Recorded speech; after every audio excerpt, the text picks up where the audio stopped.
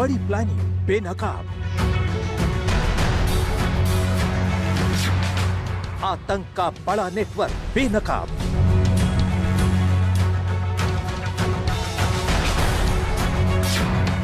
आतंक की बड़ी साजिश बेनकाब।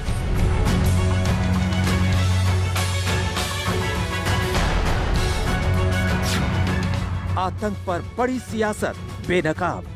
ये राज्य पुलिस का इंटेलिजेंस फेल्यूर नहीं है क्या? कौन क्या बोलता है ये मुझे ज्यादा उसको मैं महत्व नहीं देना चाहता हूँ।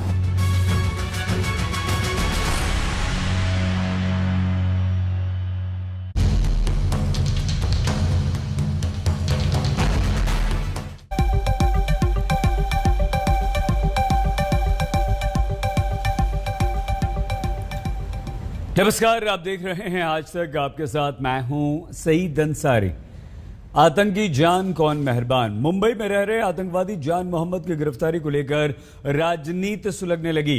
महाराष्ट्र बीजेपी ने उद्धव सरकार पर निशाना साधा और पूछा कि क्या राज्य की एजेंसियां सो रही थीं और क्या आतंक के एक विशेष मजहब के होने का उसे फायदा आतंकवादी को मिला। उद्धव सरकार ने बीजेपी के आरोपों को सिरे से खारिज किया है।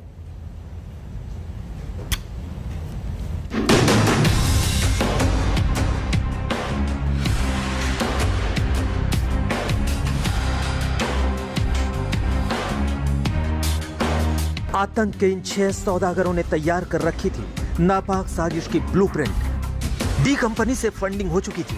6 में से 2 ने पाकिस्तान के उस फार्म हाउस में जाकर ट्रेनिंग भी पूरी कर ली थी जहां अजमल कसाब को ट्रेनिंग दी गई थी। पाकिस्तानी खुफिया एजेंसी ISI इन सब का रिमोट अपने हाथ में ले चुकी थी। साजिशों को अंजाम देने के लिए बस नवरात्रों का इंतजार था, लेकिन दिल्ली पुलिस के स्पेशल सेल ने नापाक मंसूबों पर पानी फेर दिया। जो एक्सप्लोजिव्स और IEDs हैं उनको तो फेस्टिव सीजन के दौरान जो हैवी फुटफॉल वाले एरियाज या जहाँ बड़ी गैदरिंग है वहाँ पे यूज़ होना था। अभी तो रैगिश शुरू ही नहीं हुई थी, लेकिन जो हमें जो इनपुट्स है, जो इनको इंस्ट्रक्शंस आ रही थी, उनसे लगता है कि जो फेस्टिव सीजन पे इन्होंने जो हमारी जहाँ पे कि गैदरिंग्स होती है, नवरात्रि फेस्टिवल्स होता है और जहाँ रामलीला होती है, वहाँ पे वो उनका लाइकली टारगेट था।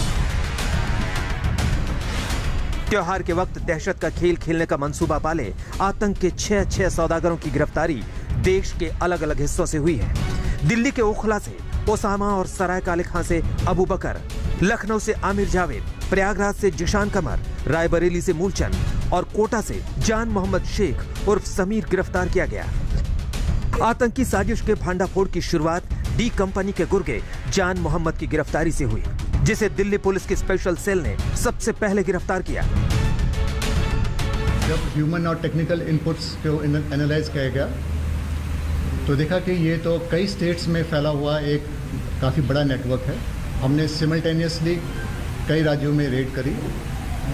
सबसे पहले एक महाराष्ट्र के रहने वाले समीर नाम के आदमी को गिरफ्तार करा है। इसको कोटा में एक ट्रेन में हमने गिरफ्तार करा।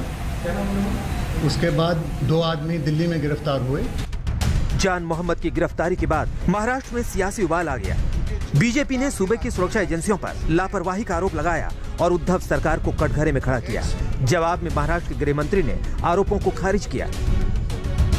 ये राज्य पुलिस का इंटेलिजेंस फेल्यूर नहीं है क्या? गृह मंत्री इस पर कुछ राज्य के सवाल या जवाब देंगे कि नहीं? या सिर्फ अगर ये हिंदू सनों पर अटैक करने वाले थे और विशेष धर्म के लोग थे तो इसके लिए महाराष्ट्र इसका इन्वेस्टिगेशन नहीं करेगा, ऐसी तो भूमिका राज्य के सरकार ने नहीं ली है ना। वो केंद्र सरकार की जो आदेश है, IB की जो इन्फॉर्मेशन रहती है, वो IB के इन्फॉर्मेशन के साथ ये लोग काम करते हैं। कभी कभी IB की इन्फॉर्मेशन स्टेट के साथ शेयर की जाती है, कभी कभी उसको शेयर नहीं किया जाता। जान मोहम्मद को लेकर सियासत शुरू हुई तो सूबे के ATS चीफ को भी सामने आकर सफाई देनी पड़ी। उन्होंने कहा राज्य की एजेंसियों से कोई लापरवाही नहीं हुई। केंद्रीय एजेंसियों से इंटेलिजेंस इनपुट महाराष्ट्र को नहीं, पहले दिल्ली को मिला। एक रिकॉर्ड है पाकिस्तान में डी कंपनी के साथ इसके संबंध होने का, लगभग 20 साल पुराना रिकॉर्ड है। हमारी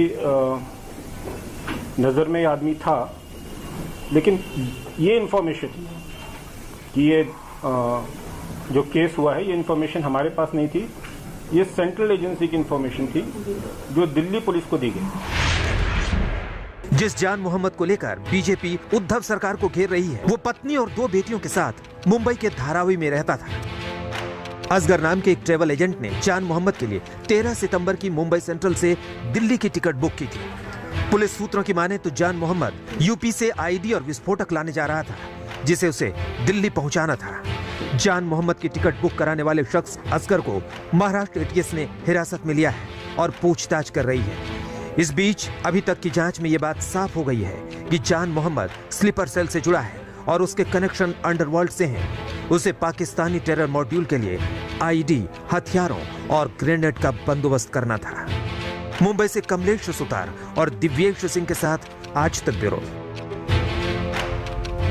पूरे देश पर एक बहुत बड़ा आतंकवादी खतरा मंडरा रहा था। दिल्ली, मुंबई और दूसरे हिस्सों से ये 6 आतंकवादी गिरफ्तार हुए हैं। बहुत सारे मेहमान इस वक्त हमारे साथ हैं। AK जैन साहब, former DGP Uttar Pradesh PK Jain साहब, former ADGP Maharashtra LN Rao साहब, former DCP Delhi doctor Syed Zafar Islam, Anand Dubey ji. आप पांचों का बहुत धन्यवाद, पांचों को नमस्कार। AK जैन सर, आपसे शुरुआत करना चाहते हैं। सर, क्या सीधे सीधे ये एक पाकिस्तानी साजिश थी और उत्तर प्रदेश को कितना बड़ा इन लोगों से खतरा था? खतरा बिल्कुल बहुत बड़ा खतरा था। जनरल एजेंसी से ये इनपुट किसी को भी मिल रहा था, जो मेरी जानकारी में आया है। इधर हमारे यहाँ यूपी में प्रेसिडेंट का विजिट था, प्राइम मिनिस्टर का विजिट था, इस वजह से इसमें थोड़ा सा इसको डेवलप नहीं किया जा सका था। इसमें लगी थी कि हमारी स्टेट की ATS और जो इलाहाबाद से अरेस्ट हुई है जीशान की, ये बहुत बड़ी कामयाबी है और उसी की निशानदेही पर वो आईडी रिकवर हुई है, जिससे 100-200 कैजुअलिटीज हो सकती थी। और उसके बाद लगातार अरेस्ट हो रही है, लगातार इस पूरे मॉड्यूल के ऊपर निगाह रखी जा रही है। ये ISI स्पॉन्सर्ड था और इसमें डी कंपनी का भी इसमें हाथ है। ये बहुत डेंजरस ट्रेंड है और ये जो इसको बस्ट किया गया है, इसके लिए बधाई देना चाहूंगा IB को, दिल्ली पुलिस की स्पेशल ब्रांच को और यूपी की ATS को। ठीक है सर। PK जैन सर, ये जो सूचनाएं हमें मिल रही हैं वो कितनी खतरनाक थी और महाराष्ट्र में इस फेस्टिव सीजन को देखते हुए कितना बड़ा खतरा हम पर जैन सर था? देखिए सही साहब, 2-3 चीजें आप इसमें समझ लीजिए। पिछले 6-7 साल से कोई बड़ी घटना इस देश में अंजाम नहीं दी गई।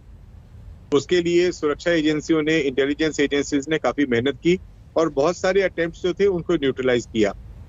अब ये एक नया जो टेरर का दौर शुरू करने का हमारे दुश्मन देश का इरादा है, उनकी एजेंसी का, और वो भी एक ऐसे नेटवर्क को यूज करके जो ऑलरेडी मर चुका है। अब उनका जो नेटवर्क जिंदा रह गया वो सिर्फ दाऊद ग्रुप की या दाऊद गैंग के जो फाइनेंशियल साझेदार हैं, उनको दोबारा रीग्रुप करके इस तरह की घटना करवाने का जो ये मंसूबा है, ये एक दोबारा एक नई जंग की शुरुआत कर देगा। ये लो कॉस्ट टेरर वॉर जो है इंडिया के ऊपर, जो पाकिस्तान ने चला रखी है, दाऊद के सामने तो कोई विकल्प है नहीं, क्योंकि जब तक वो ISI की सुनता रहेगा, जिंदा रहेगा, नहीं सुनेगा तो मार दिया जाएगा या उसको हिंदुस्तान को वापस भेज दिया जाएगा। और यहाँ आके क्या उसका हशर होने वाला है ये हम सबको मालूम है। आज भी वो 1993 के दंगों में और बॉम्ब ब्लास्ट में वो आरोपी है। तो इसलिए जो भी उसका बचा खुचा नेटवर्क है उसको दोबारा रीग्रुप करना, हिंदुस्तान में जातीय दंगे भड़काना, टेररिस्ट एक्टिविटीज करना, जगह जगह पे बॉम्ब ब्लास्ट करना, ये इनका अभी एकमात्र मोटिव रह गया है। और पाकिस्तान को अभी शय मिल गई है। अफगानिस्तान में जो भी उसे थोड़ी बहुत सक्सेस मिली, जो कि बिल्कुल ही जिसका सेहरा जो है पाकिस्तान पे मर दिया गया, तो उसकी वजह से अपबीट हो गया कि अभी हम हिंदुस्तान में भी इस तरह की कार्रवाई कर सकते हैं। तो मुझे लगता है कि हमें ये सिर्फ सुरक्षा एजेंसियों का इशू नहीं है या इंटेलिजेंस एजेंसीज का इशू नहीं है, सभी नागरिकों को बहुत ही ज्यादा सतर्क और सावधान रहने की जरूरत है। आने वाला जो फेस्टिव सीजन है या उसके बाद भी, फेस्टिव सीजन में तो इसलिए होने वाला था कि फेस्टिव सीजन में कुछ भी होता तो हिंदू मुस्लिम दंगे होते, जो कि सबसे बड़ा एक हमेशा मोटिव रहा है पाकिस्तान का। लेकिन उसके बाद भी हमारे को सबको बहुत ज्यादा सावधान रहने की जरूरत है, क्योंकि ये अटेम्प्ट बार बार होंगी और होती रहेंगी। इसमें महत्वपूर्ण ये है कि ये टेररिस्ट को तो एक बार कामयाब होना है, सुरक्षा एजेंसीज को 100 बार कामयाब होना है 100% केसेस में, क्योंकि एक भी अगर इनको मौका मिल गया और एक जगह भी ये सक्सेसफुल हो गए तो जो बाकी का स्लीपर मॉड्यूल्स जो अभी भारत में काम पड़े हैं, सोए पड़े हैं, उन सबको भी एक्टिवेट करने की कोशिश की जाएगी और उनके माध्यम से इस देश में अस्थिरता फैलाने का काम किया जाएगा। बहुत ही इसको संगीनता से लेने की जरूरत है। सर, बहुत ही इंपॉर्टेंट, बहुत महत्वपूर्ण बात आपने यहां पर कही है, जो स्लीपर सेल्स की बात की। एल.एन. राव साहब, सर देश की राजधानी दिल्ली हमेशा से आतंकवादियों के निशाने पर रही है और जो बात पीके जैन सर कर रहे हैं स्लीपर सेल्स की, तो दिल्ली में छिपे इन स्लीपर सेल्स को ढूंढना अब कितनी बड़ी प्राथमिकता हो जाती है इन आतंकवादियों की गिरफ्तारी के बाद? राव सर। जी अंसारी जी, सबसे पहले इंपॉर्टेंट बात मैं बता दूं, दिल्ली पुलिस की स्पेशल सेल और क्राइम ब्रांच और दिल्ली पुलिस की तमाम एजेंसियां जो यूनिट्स है वो मिलकर एक कोऑर्डिनेटेड एफर्ट्स के साथ में काम करती हैं। और अभी तक का मैं रिकॉर्ड बता दूं कि कोई भी ऐसा टेररिस्ट केस बचा नहीं है जो सॉल्व ना हुआ हो, और अभी 2012 के बाद तो कोई ऐसा एक्टिविटीज हुई नहीं है। और अभी जितने भी 2012 से अब तक कितने मॉड्यूल पकड़े गए हैं वो कोई इनके मंसूबे पूरे करने से पहले ही पकड़ लिए गए, यानी कि हम प्रिवेंटिव एक्शन में विश्वास रखते हैं। हमने प्रिवेंटिव एक्शन लिया और मॉड्यूल को जो स्लीपर सेल्स हैं जो not only in Delhi, NCR और दूसरे खासतौर से महाराष्ट्र और यूपी में जितने लोग हैं, स्लीपर सेल्स का मतलब ये होता है कि टेररिस्ट लोग अपना काम करने के लिए इन लोगों की मदद लेते हैं। ये ओवरग्राउंड वर्कर्स भी इनको कहते हैं कि इनको कैसे कैसे मदद करनी है, टेक्निकल नो हाउ, दूसरा ग्राउंड लेवल पे जो मदद करनी है, उनको ट्रांसपोर्टेशन देनी है, जगह देनी है, या कोई ऐसी चीजें मुहैया करानी है जो उनको जो बम ब्लास्ट करने के लिए मदद करनी चाहिए, या फाइनेंशियली जो कर रहे हैं पैसे देने की बात है, क्योंकि कोई भी टेररिस्ट एक्टिविटीज बिना फाइनेंस के हो नहीं सकती, पैसे की सख्त जरूरत पड़ती है। तो इस प्रकार से स्लीपर सेल्स हैं, इनको एक्टिवेट करते हैं। और जब से पाकिस्तान को ये पता लगा है कि हमारे लोग पकड़े जाते हैं, तो अब वो अपने लोगों की बजाय इंडिया के लोगों को मोटिवेट करके वहां पे ट्रेनिंग देते हैं और ट्रेनिंग देकर उनको यहाँ पे भेजते हैं और उन लोगों को यहाँ पर मोटिवेट करते हैं, हमारे लोगों को, और लालच देते हैं, पैसे का लालच देते हैं, दूसरी कई चीजों का लालच देकर उनको तैयार करते हैं, हमारे देश के खिलाफ हमारे आदमियों को करते हैं, भड़काते हैं। ऐसी बहुत सी एविडेंस हम पाकिस्तान को दे चुके हैं। ISI वाले और पाकिस्तान के जितने भी आदमी मिलकर ये सारा हमारे देश को गड़बड़ करने की कोशिश कर रहे हैं, टेररिज्म फैलाने की कोशिश कर रहे हैं, ये उनके मंसूबे कभी कामयाब नहीं हो सकते। हमारे देश की एजेंसियां, पुलिस और जितने हैं सारे सतर्क हैं। और खास तौर से जो अभी जैन साहब कह रहे थे कि बहुत जरूरी है पब्लिक का सतर्क रहना, बहुत जरूरी है। पब्लिक को ईयर्स एंड आईज अपना खोल के रखना है। जरा सी बात भी कोई सस्पिशियस होती है तो डेफिनेटली पुलिस को तुरंत बताएं। कोई सस्पिशियस आदमी मिलता है तो उसके बारे में बताएं, क्योंकि अभी फेस्टिव सीजन आने वाला है। हमारी देश की राजधानी की हिस्ट्री रही है कि दिवाली के ऊपर या दशहरे के ऊपर और दूसरे कई जो हमारे रिलीजियस फेस्टिवल्स हैं उसमें गड़बड़ फैलाने की इन्होंने कोशिश की है, क्योंकि ये चाहते हैं कि ऐसी जगह पे ऐसे जगह पे और ऐसे मौके पर ऐसी कोई गड़बड़ फैलाई जाए ताकि सांप्रदायिक दंगों का यहाँ पे रूप बदल जाए, ताकि और ज्यादा इसमें नुकसान हो। तो इनके मंसूबे कभी कामयाब नहीं होंगे। हमारी एजेंसीज, हमारी पब्लिक हमारे साथ में काम कर रही है और वो पूरा सतर्क रहते हुए काम करेंगे। और ये एक उदाहरण है, जो ये 6 आदमी पकड़े हैं, और मैं आपको बता दूं ये 6 नहीं है, और भी बहुत से पकड़े जाएंगे सर। अभी इनका 15 दिन का पुलिस रिमांड मिला है। इनकी इंटरोगेशन IB और रॉ के द्वारा ज्वाइंट इंटरोगेशन होगी और धरपकड़ इसकी जारी रहेगी। और जितने आदमी कनेक्टेड रहेंगे वो सारे पकड़े जाएंगे और इनका पूरा मॉड्यूल को बिल्कुल भ्रष्ट कर दिया जाएगा, ताकि आगे कई साल तक कोई हिम्मत न कर सके। बिल्कुल ठीक है राव सर। और स्लीपर सेल के बारे में आपने बहुत अच्छी जानकारी भी दी और उन्हें पकड़ना कितना जरूरी ये भी कहा है। डॉक्टर सैयद जफर इस्लाम, डॉक्टर साहब, डॉक्टर इस्लाम, बीजेपी के आपके नेता महाराष्ट्र में कह रहे हैं कि ये तो सीधे सीधे इंटेलिजेंस फेलियर है। ये कैसी बात हुई डॉक्टर जफर? ऐसे समय में जब देश को एकजुट होना चाहिए, आतंकवाद इतनी बड़ी कामयाबी है। देखिए 3 हमारे साथ यहाँ पर फॉर्मर सीनियर पुलिस ऑफिशियल्स हैं, वो तीनों कह रहे हैं कि ये हमारी एजेंसीज की बहुत बड़ी कामयाबी है, बहुत बड़ी सफलता है। अनर्थ हो जाता। ऐसे में डॉक्टर इस्लाम आपके नेता कहते हैं कि ये तो इंटेलिजेंस फेलियर है महाराष्ट्र ATS का। ऐसा क्यों? यहां पर राजनीति क्यों? देश हित में जब बात होती है तो राजनीति क्यों डॉक्टर इस्लाम?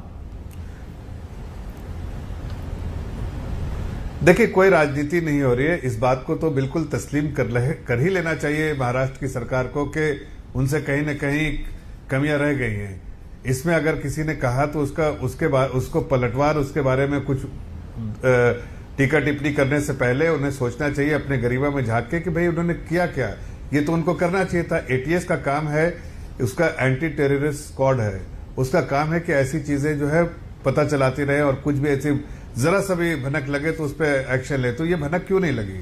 इनका काम है। हमने देखा हमारे फडणवीस जी की सरकार जब थी तो वहां एटीएस जो है वहां पर काफी एक्टिव रहती थी। एक भी ऐसी चीजें नहीं मिली कि कभी कभी वहां से उनसे भूल चूक हुई हो, इसलिए कि उसको बहुत सिंसियरिटी के साथ काम करना पड़ता है। लेकिन वो सिंसियरिटी कहीं न कहीं मिसिंग है महाराष्ट्र में। इसके बारे में आशीष शेलार जी ने कहा है, कोई गलत नहीं कहा उन्होंने, लेकिन ये कामयाबी है, कामयाबी बिल्कुल है। कामयाबी दिल्ली में एटीएस जो है उसने कामयाबी जो उसको जो भी उसके बारे में तारीफ करना चाहिए कम है, लेकिन कम से कम उन्होंने इस पूरे जो प्लान को विफल किया, हजारों लोगों की मौतें बचाई और कई ऐसे दुर्घटना होती जिसका कितना बड़ा असर हो सकता था पूरे देश में, वो उसको नाकाम किया। और पाकिस्तान कहीं ना कहीं आज बौखलाया होगा इसलिए कि पाकिस्तान नाकामयाब हो गया, जो पूरे उसके प्लान जो है फेल हो गए, इसलिए कि हमारी जो दिल्ली की जो पुलिस की टीम है उसने एक अच्छा काम किया है और उसकी वजह से नाकाम हुए। लेकिन अगर ये आप कह रहे हैं कि महाराष्ट्र में बीजेपी को कुछ मुंह बिल्कुल बंद करके रहना चाहिए तो ये सही नहीं है। जो आशीष शेलार जी यहाँ लोकल एमएलए, उनकी रिस्पॉन्सिबिलिटी भी है और वो समझते हैं कि जन प्रतिनिधि होने के नाते उनका जनता के प्रति उनकी कोई रिस्पॉन्सिबिलिटी है, इसलिए उन्होंने कहा एक पर जन प्रतिनिधि होने के नाते इस बात को उजागर किया। और ये सभी को करना चाहिए ताकि सरकार में बैठे हुए जो मंत्री हैं, गृह मंत्री जो स्टेट में बैठे हैं, उनको भी समझ में आए कि मुंबई शहर पहले भी पीड़ित रह चुका है टेररिज्म से, एक नहीं अनेक बार। क्या हम 26/11 भूल गए हैं? 26/11 भूलने की वजह से ही आज ऐसी स्थिति आई कि जब ऐसे कोई प्लान कर रहा है वो पकड़ा नहीं जा रहा है, बल्कि जो दिल्ली की पुलिस को पता चल रहा है। ये तो उनको पहले पता चलना चाहिए था। तो मुझे लगता है कि देखिए, एक तरफ कामयाबी के लिए जो दिल्ली की पुलिस, बिल्कुल उनको जितनी तारीफ की जाए कम है, वो इसके लिए बिल्कुल डिजर्व करते हैं। लेकिन साथ साथ कहीं न कहीं आपको, हम सभी को इस बात को उनको याद दिलाना चाहिए एटीएस मुंबई को कि आपकी जिम्मेदारी है और इस जिम्मेदारी को आप बखूबी निभाए, वरना लोगों की जान हताहत हो सकती है। इसमें कोई गलत बात नहीं है। जो आशीष शेलार जी हमारे बांद्रा एरिया से जो एमएलए हैं, उन्होंने इस बात को सही उठाया है। डॉक्टर जफर, फिर ऐसा क्यों होता है, अगर आप इस तरह की बात कर रहे हैं कि अगर सेंट्रल इंटेलिजेंस एजेंसीज पर सवाल कांग्रेस या विपक्ष उठाता है तो आप कहते हैं कि नहीं, ऐसा नहीं होना चाहिए, उनका मोराल डाउन होता है और देश हित में हमें बात करनी चाहिए। हमने एक बहुत बड़े आतंकवादी खतरे को तो टाला ही, हमने फेस्टिव सीजन में महाराष्ट्र में गणपति उत्सव मनाया जा रहा है, यहाँ पर दीपावली नज़दीक है, तो ऐसे में फिर क्यों होता है? इसका सवाल हम आगे आपसे जरूर लेंगे। रेफरेंस में हमने बात कर दी थी। आनंद दुबे जी, इतना छोटा सा जवाब देता हूं सर एक रिएक्शन ले लें, आप बहुत टाइम आपके पास आएंगे। डॉक्टर जफर, आनंद दुबे जी, देखिए आपके महाराष्ट्र बीजेपी तो सवाल उठा ही रही है, डॉक्टर जफर ने भी उसको और ज्यादा दृढ़ता के साथ यहाँ पर आपके सामने रख दिया और बहुत सारी बातें भी याद दिला दी। तो क्या ये सीधे सीधे इंटेलिजेंस फेलियर है आपकी सरकार का? आनंद जी। अंसारी साहब नमस्कार। नमस्कार। मैंने सोचा था कि आज मैं राजनीति की बातें नहीं करूंगा, क्योंकि आज इतना महत्वपूर्ण विषय पर आप चर्चा कर रहे हैं, इतने गंभीर विषय पर आप चर्चा कर रहे हैं।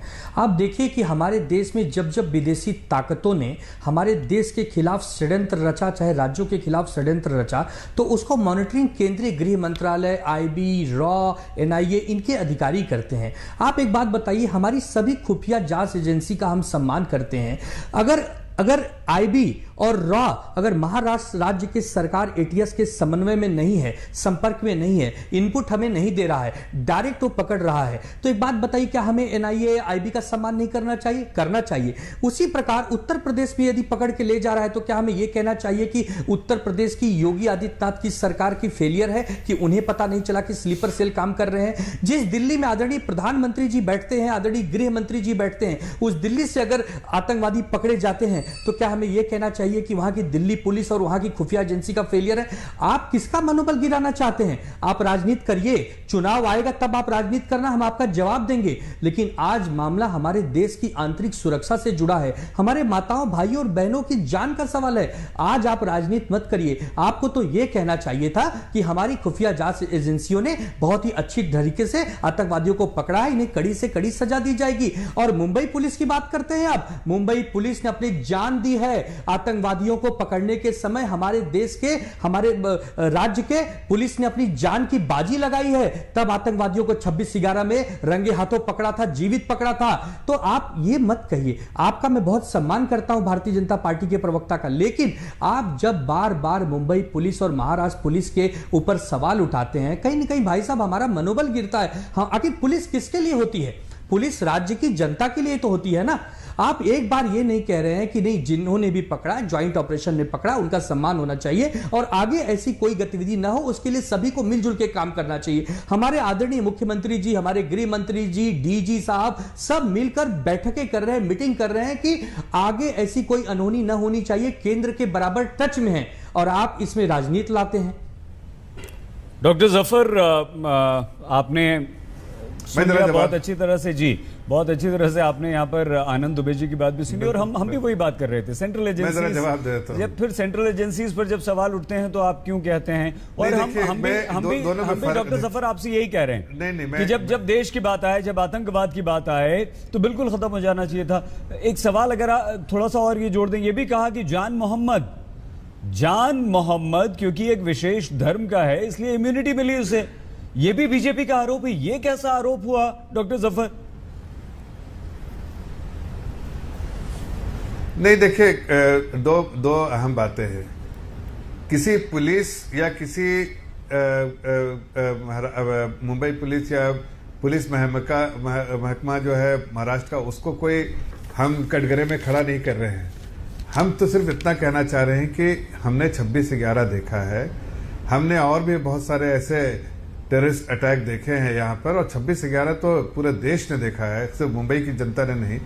और एक जनप्रतिनिधि होने के नाते आशीष शेलार जी का रिएक्शन बहुत सही है, इसलिए कि वो लोकल लीडर हैं, लोकल मुंबई से एमएलए हैं, और उनकी चिंता तो जाहिर होगी, इसलिए कि जिस तरह से वो सेंसिटिव है, वही सेंसिटिवनेस वो चाहते हैं कि हमारी पुलिस महकमा में भी हो, हमारी सरकार में भी हो, इसलिए कि वो जो रिलैक्स्ड अप्रोच है उसका उनको, अगर उन्होंने उस बात को उठाया तो उसको आप उसी परिप्रेक्ष्य में देखिए, ना कि देखिए कि पूरी बीजेपी जो है वो सिर्फ सरकार को या पुलिस को कटघरे में खड़े कर रहे हैं। पुलिस का मनोबल अगर कोई एक पार्टी है जो बढ़ाती है, वो भारतीय जनता पार्टी है, बढ़ाती है, जिसने बराबर पुलिस को मनोबल बढ़ाया है, पूरे तौर से सपोर्ट किया है। लेकिन उनके आड़ में आप अपनी कमियों को मत छिपाइए। मैं सिर्फ इतना कहना चाह रहे हैं, जिस चीज के लिए आपकी जिम्मेदारी है और जिसके लिए आपको सेंसिटिव होना चाहिए था, जिस सेंसिटिवनेस के साथ जो हमारे वहां के एमएलए आशीष शेलार जी ने कहा, वही सेंसिटिवनेस आपको भी दिखाना चाहिए सरकार में रहते हुए। जो कमी दिख रही है, इसलिए उन्होंने इस बात को उजागर किया, और कोई ऐसी बात नहीं। टेररिज्म पे पूरा देश एक साथ है, पूरे देश की हर पार्टी एक साथ है, पूरे दुनिया को एक प्लेटफॉर्म पे हम लेकर आ गए हैं। लेकिन अगर हमारे ही देश में अगर पाकिस्तान जो बार बार टेररिज्म को बढ़ावा देने के लिए, जो उसके टेरर फैक्ट्री में जो भी चीज बनती है उसको आजमाने के लिए हिंदुस्तान में वो मॉड्यूल भेजता है, ऐसे बार बार हमारे जाबाज पुलिस उसको नाकाम करते हैं। लेकिन अगर दिल्ली की पुलिस को पता चला, तो उन्होंने अगर ये बात उठाई कि मुंबई की पुलिस को भी पता चलना चाहिए, तो उसमें कोई गलत बात नहीं है। लेकिन आप पूरे बीजेपी को कटघरे में खड़ा मत करिए, बल्कि आप अपनी कमियों को देखिए और ये कहिए कि हाँ भाई, ये बात तो सही है कि हमें देखना चाहिए था। आगे मुस्तैदी से काम करेंगे, और जितना हमको कमिटमेंट, कन्विक्शन चाहिए वही होने चाहिए, उतना चाहिए वो हम करते रहेंगे। बस इतनी ही तो बात है डॉक्टर जफर। ये तो वही बात हो गई ना। फिर आप कहिए कि यूपी जो पीएफआई के लोग पकड़े गए थे पिछले दिनों उत्तर प्रदेश में, आप कहिए कि वो यूपी एसटीएफ की नाकामी थी, यूपी एटीएस की नाकामी थी, क्यों नहीं कहते हैं? और फिर जब वहां विपक्ष सवाल उठाता है तो आप फिर राष्ट्रहित और देशभक्ति की बात भी करते हैं सर। आनंद जी जवाब देना चाह रहे हैं। आनंद जी आएंगे आपके पास, एक बहुत छोटे से ब्रेक के लिए रुक रहे हैं। तमाम वरिष्ठ फॉर्मल पुलिस अधिकारी हमारे साथ यहां पर जुड़े हुए हैं। एक बहुत बड़ा आतंकवादी खतरा टला है, लेकिन ये एक बहुत बड़ी सफलता भी। 6 आतंकवादियों को जिन्होंने पाकिस्तान में 2 ने इनमें से ट्रेनिंग ली थी, उन्हें गिरफ्तार किया गया। देखते रहिए आज तक। 6 आतंकवादियों को गिरफ्तार किया गया और उत्तर प्रदेश में चुनाव होने वाले हैं। महाराष्ट्र में त्योहार का सीजन चल रहा है, गणपति महोत्सव वहां पर मनाया जा रहा है। एक बहुत बड़ा खतरा यहां पर टला है। AK जैन साहब, PK जैन साहब, एलन राव जी, डॉक्टर सैयद जफर इस्लाम, आनंद दुबे जी सभी हमारे साथ हैं। आनंद जी, आप डॉक्टर जफर की बात का जवाब देना चाह रहे थे, लेकिन उसके साथ साथ आनंद जी हम एक सवाल और जी, महाराष्ट्र बीजेपी जो लगातार उठा रही है और डॉक्टर जफर ने तो हालांकि उसका जिक्र नहीं किया, क्या एक समुदाय विशेष का, धर्म विशेष का नाम है या वो व्यक्ति जुड़ा हुआ है तो उस नाम से उसे इम्यूनिटी मिल गई, उससे उसका फायदा मिल गया और वो एक आतंकवादी निकला? ये तो गंभीर बात है। अगर ये आरोप भी है तो बहुत गंभीर, आपको नहीं लगता आनंद दुबे जी? गंभीर है। अंसारी साहब, सबसे पहले जफर भाई की बात का जवाब दूंगा कि देखिए, आतंकवादियों की न तो कोई जात होती है, न कोई धर्म होती है, वो सिर्फ आतंकवादी होते हैं। भारत में बहुत सारे राज्य हैं जहां आतंकवादी पकड़े जाते हैं, आतंकवादी मारे जाते हैं, आतंकवादी गतिविधियां होती आई हैं पिछले कई वर्षों में। आप एक बात बताइए, जहां जहां भाजपा की सरकार है, क्या वहां आतंकवादी नहीं पकड़े जाते? क्या वहां आतंकवादी गतिविधियां नहीं होती? जहां जहां गैर भाजपाई सरकारें हैं वहां भी होता है। तो इसको किसी राज्य या पार्टी विशेष से जोड़ के नहीं देखना चाहिए। आतंकवादी सिर्फ आतंकवादी होता है। भारत का एक एक नागरिक इसके लिए सीना दहाड़ कर कहेगा कि आतंकवादी को पनपने नहीं देंगे, आतंकवादी को कुचल मारेंगे। दूसरी बात का जवाब देता हूं आपके कि वो धर्म विशेष का था, शर्म आनी चाहिए। आप एक मुझे बात बताइए, अगर भारतीय जनता पार्टी ऐसा आरोप लगाती है तो कहां चेहरा दिखाओगे जाकर? आप एक बात बताइए कि आतंकवादी सिर्फ आतंकवादी होता है, उसकी कोई जात नहीं, कोई धर्म नहीं, उसको कुचल दिया जाएगा। उसको किसी धर्म और जात से मत जोड़िए। वो अगर हमारे भारत के किसी नागरिक के खिलाफ षड्यंत्र रचता है, चाहे वो हमारा पड़ोसी मुल्क हो, चाहे दुनिया की कोई ताकत हो, और हमारे खिलाफ यदि षड्यंत्र रचता है तो उसको हम खत्म करेंगे। तो उसके धर्म की बात कहां से आ गई यहाँ पर? दुबे जी, इस सेगमेंट में थोड़ा सा टाइम कम है और हम 3 एक्सपर्ट्स हमारे साथ, बड़े पुलिस अधिकारी भी हैं, उन लोगों से, लेकिन आपके सवाल का जल्दी से डॉक्टर जफर सवाल, दुबे जी की बात का जवाब भी दीजिए। और हमारा सवाल सिर्फ ये है कि जहां आतंकवाद आता है सर, डॉक्टर जफर, जहां आतंकवाद की बात आती है, जहां पाकिस्तान हमारे खिलाफ साजिश करता है, वो स्लीपर सेल्स को मदद करता है, स्लीपर सेल्स आतंकवादियों को मदद करते हैं, तो फिर पूरा देश, हर राजनीतिक दल एकजुट क्यों नहीं? क्यों बीजेपी की तरफ से ये सवाल उठाए गए कि खुफिया तंत्र महाराष्ट्र का फेल हुआ? क्यों सर? देखिए, हम तो आपको ये बताना चाहते हैं कि भारतीय जनता पार्टी ही देश में भी और विदेश में भी हर प्लेटफॉर्म से चीख के हमारे बड़े नेता आदरणीय प्रधानमंत्री जी और जितने बड़े सीनियर लीडरशिप है, इस बात को उजागर करने की कोशिश की है कि आतंकवाद जो है वो मीनेस है सोसाइटी के लिए। तो फिर आशीष सेलार जी का आपने विरोध क्यों नहीं किया? लोग हैं, आपने क्यों नहीं कहा कि आशीष जी को ऐसा नहीं कहना चाहिए था? एक मिनट सुन तो लीजिए, एक मिनट सुन तो लीजिए मेरी बात। देखिए, आशीष जी को मैंने कहा, आशीष सेलार जी, आपने एक बार नहीं कहा कि ऐसा नहीं कहना चाहिए था एरिया से। नहीं, मैं आप देखिए, वही आप समझने में थोड़ी सी कमी। आप आशीष जी लोकल एमएलए हैं। जिस तरह से अभी उन्होंने आपके शिवसेना के प्रवक्ता ने कहा, यही मुस्तैदी से अगर वो चाहते हैं कि जो है वहां उनकी सरकार जो एटीएस जो वही काम करे, जिस तरह से उन्होंने कहा वैसे ही अगर काम करते तो शायद उनको बोलना ही नहीं पड़ता। वो तो सिर्फ याद दिला रहे हैं उनकी। आशीष जी जो है वो लोकल नेता एमएलए है ना, आप तो नेशनल स्पोक्स पर्सन हैं, लोकल। आप तो पूरा देश आपको सुनता है डॉक्टर जफर। आपने शुरुआत अपनी यही कही। मैं तो कह रहा हूं कि मेरी पार्टी, मैं पूरे जो भी पुलिस ऑफिसर ऐसे षड्यंत्र को नाकाम करने की कोशिश में जुड़े रहते हैं और नाकाम करते हैं, वो सब बधाई के पात्र हैं। ये और बहुत अच्छी हमारी बात पार्टी है। ने बराबर ऐसे लोगों को ठीक है। बराबर उनके पीठ थपथपाई है, ठीक है, चाहे वो डॉक्टर मेरी सरकार सफर, वहाँ हो एक या ना रिएक्शन हो। जल्दी से हमारे लेकिन पुलिस अगर एक लोकल ऑफिसर एमएलए से कुछ बात कहता तो उसकी बीट को एके जैन सर सॉरी डॉक्टर सफर, एक बार और आएंगे अगर समय मिला तो। दुबे जी आपके पास भी। जैन सर, ये उत्तर प्रदेश के लिए खास तौर से क्योंकि चुनाव आने वाले हैं, इन आतंकवादियों का पकड़ा जाना कितना महत्वपूर्ण है और कितना बड़ा खतरा यूपी को हो सकता था सर?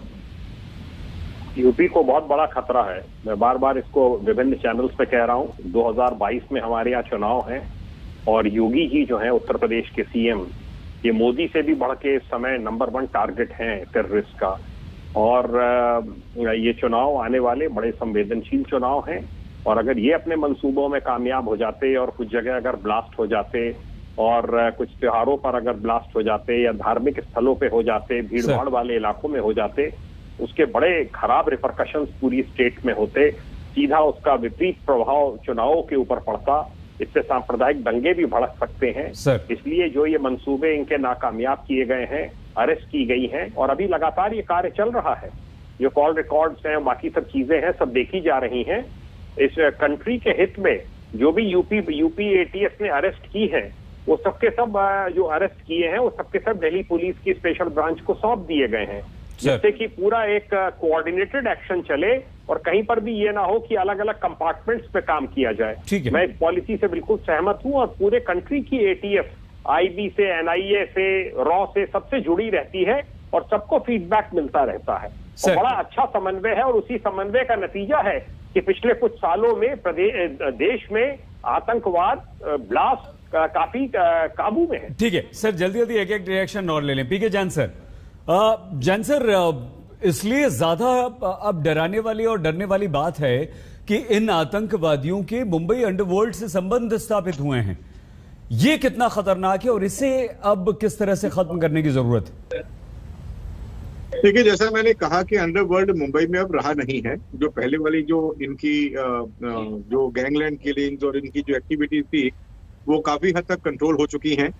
लेकिन अब वो जो एक मरा हुआ सेटअप है उसको रिवाइव करने की कोशिश है ये। और मुझे लगता नहीं कि पाकिस्तान को कोई इससे अच्छा सेटअप मिला या मिलेगा, क्योंकि जो भी अभी भी जो इस कंपनी के साथ में, डी गैंग के साथ में जो लोग जुड़े हुए हैं वो अभी, जैसे एटीएस ने बताया कि 20 साल से ये जो जान मोहम्मद है इसके संबंध है दाऊद इब्राहिम के साथ या उसके सेटअप के साथ। तो जिन लोगों के फाइनेंशियल इंटरेस्ट अभी भी इस ग्रुप के साथ में जुड़े हुए हैं वो जरूर इनके साथ में रह के कुछ काम करना चाहेंगे। लेकिन अभी ये सिर्फ इस तरह की आतंकी गतिविधियां कर सकती हैं। अभी स्ट्रीट लेवल की फाइटिंग करना या स्ट्रीट लेवल की मारामारी करना अब उनके बस का काम नहीं रहा। उनकी कमर ऑलरेडी लोकल पुलिस ने और यहाँ की सुरक्षा एजेंसियों ने तोड़ दी है। ये रहा एक चीज मैं और बताना चाहूंगा सर एक चीज और कहना चाहूंगा कि ये जो जितने भी जो एक एजेंसी ने काम किया दूसरी ने नहीं किया, ये ऐसा होता नहीं है। पुलिस के सेटअप में सेंट्रल इंटेलिजेंस एजेंसीज और बाकी की स्टेट पुलिस इस तरह के जो मुद्दे रहते हैं उनके ऊपर मिलकर काम करती हैं। अब इंटेलिजेंस जो थी वो दिल्ली पुलिस को दी गई है, महाराष्ट्र पुलिस को दी गई, वो सिचुएशनल रहती है। दिल्ली पुलिस को दी गई तो उन्होंने कार्रवाई की, उसमें महाराष्ट्र पुलिस का कोऑपरेट करेगी। महाराष्ट्र पुलिस को मिलती और वहां पे अगर दिल्ली का कोई आरोपी मिलता तो वो कोऑपरेट करते। तो मुझे लगता है कि इसके अंदर कोई बहुत ज्यादा पॉलिटिक्स लाने की जरूरत नहीं है। जो एजेंसीज हैं वो प्रोफेशनली काम करती हैं, तभी इसलिए पिछले 7-8 साल से कोई आपको इतनी बड़ी घटना देखने को नहीं मिली। अगर ये आपस में मारामारी शुरू हो गई तो ये हाँ, इसके परिणाम जो है वो पुलिस के लिए भी अच्छे नहीं है। सर जल्दी, थैंक यू वेरी मच, क्योंकि नहीं लेकिन आप रहिएगा अभी। डॉक्टर जफर और दुबे जी, देखिए कितनी अच्छी बात पीके जैन सर ने कही है और राव सर और जैन साहब, एके जैन साहब भी पहले ये कह रहे हैं कि साहब आप एजेंसीज पे तो जरा सा भी शक मत कीजिए, वो कोऑर्डिनेशन उनका होता ही है। राज्यों में किसी की भी सरकार रहे, कुछ भी रहे, सेंट्रल इंटेलिजेंस एजेंसीज और राज्य की एजेंसीज और पुलिस मिलकर ही काम करती, तभी ये हो भी पाता है। राव सर, मैंने कहा ना मैं बिल्कुल डॉक्टर सफर, एक बस दो रिएक्शन छोटे उसके बाद एंड आपसे करेंगे। डॉक्टर जफर एंड आपसे करेंगे जल्दी से। राव सर से एक रिएक्शन, क्योंकि दिल्ली का मामला है। सर, राजधानी हमेशा से आतंकवादियों के निशाने पर है और ये जो स्लीपर सेल्स की बात चली, बहुत अच्छी बात की कि अंडरवर्ल्ड खत्म हो गया है लगभग, लेकिन उसे जिंदा करने की पाकिस्तान कोशिश कर रहा है। तो कहीं ये स्लीपर सेल्स को भी पाकिस्तान साजिश के तहत जिंदा तो नहीं कर रहा है, और इससे कैसे निपटेंगे राव सर? सही साहब, बिल्कुल ये स्लीपर सेल के बिना ये काम हो नहीं सकते, क्योंकि उग्रवादी कोई भी कार्रवाई करेगा इनके लोगों की मदद से ही करेगा, लेकिन इनको निपटना बड़ा इजी भी है, कोई इतना मुश्किल भी नहीं है। लेकिन हाँ, ऑपरेशन करना, टेररिस्ट के ऑपरेशन करना, ये वास्तव में बहुत रिस्क और जान को जोखिम में डालने वाला होता है। लेकिन फिर भी दिल्ली पुलिस की स्पेशल सेल, मैं 15 साल वहां काम कर चुका हूँ, 15 साल में मैंने कई ऐसे उग्रवादियों को पकड़ा है और पकड़ने में हमने अपनी जान का जोखिम भी डाला है। तो ये बहुत जरूरी है कि इनमें, और ये खासतौर से कोऑर्डिनेटेड एफर्ट्स होता है दिल्ली पुलिस की स्पेशल सेल, दूसरी यूनिट क्राइम ब्रांच और स्टेट की दूसरी पुलिस एटीएस, जैसे यूपी की एटीएस है, महाराष्ट्र की एटीएस है, दूसरे कई जगह की है, हरियाणा के भी एटीएस है, वो सारे मिलकर जो काम करते हैं, ये एक नेशनल इंटरेस्ट की बात है। उग्रवादी को पकड़ना, कोई उग्रवादियों का कोई धर्म और जात नहीं होती है, उग्रवादी होता है, वो किसी भी धर्म का नहीं हो, लेकिन इसको पकड़ना बहुत जरूरी है। हमारे एक नेशनल इंटरेस्ट में पार्टी पॉलिटिक्स को भूलकर इस काम को हमें एकजुट होकर काम करना चाहिए, ताकि पाकिस्तान को भी लगे कि भारत में सब लोग इकट्ठे हैं। बिल्कुल सर, बिल्कुल राव सर, आप बस जल्दी से डॉक्टर इस्लाम 30 सेकंड और 30 सेकंड दुबे जी आप दोनों को। सर ज्यादा वक्त मत लीजिएगा, अब तो कह दीजिए कि किसी का विरोध नहीं, डॉक्टर जफर किसी का विरोध नहीं, ये हमारी पुलिस, हमारी सेना, हमारी पैरामिलिट्री फोर्सेस, हमारी इंटेलिजेंट एजेंसी, सबकी कामयाबी है। देखिए, मैंने पहले कहा, अभी नहीं, पहले कहा, अगर आप सुनेंगे मेरा रिकॉर्डेड ये, कि मैं पुलिस और महकमे को कटघरे में नहीं खड़ा कर रहा हूं, लेकिन ये लोकल जनप्रतिनिधि का काम है कि अधिकारियों को उनकी रिस्पॉन्सिबिलिटी याद दिलाना जरूरी है। इसलिए ठीक है सर, दुबे जी बस 10 सेकंड में बोल दीजिए, समय बिल्कुल नहीं है, सॉरी अंसारी साहब 10 सेकंड बस प्लीज खत्म कर दीजिए। मैंने पहले कहा था कि मैं सभी खुफिया एजेंसियों का सम्मान करता हूं। रही बात डी गैंग की और अंडरवर्ल्ड की, तो आप जानते हैं कि इसको खत्म करने का काम मुंबई पुलिस ने किया। ठीक है, ए.के. जैन साहब, पी.के. जैन साहब, एल.एन. राव जी, डॉक्टर सैयद जफर इस्लाम, आनंद दुबे जी, आप सभी का हमारे साथ इस चर्चा में शामिल होने के लिए बहुत धन्यवाद। लेकिन हाँ, सलाम हमारी पुलिस को, हमारी सेना को, हमारी पैरामिलिट्री फोर्सेस को और हमारी इंटेलिजेंस एजेंसीज को, जिन्होंने इन आतंकवादियों को पकड़कर आपको, हमें, हमारे बच्चों को सुरक्षित किया है। अपना प्लीज बहुत ख्याल रखिएगा, देखते रहिए आज तक। पाकिस्तान ने हमारे देश में, महाराष्ट्र में त्योहारों के सीजन में, उत्तर प्रदेश में चुनाव आने वाले हैं, उसे देखते हुए बड़ी आतंकवादी साजिश रची, जिसे नाकाम कर दिया गया है। 6 आतंकवादी गिरफ्तार हुए और इनके पास से हथियार, गोला बारूद भी बरामद हुआ। देखते रहिए आज तक। आज तक बेमिसाल 20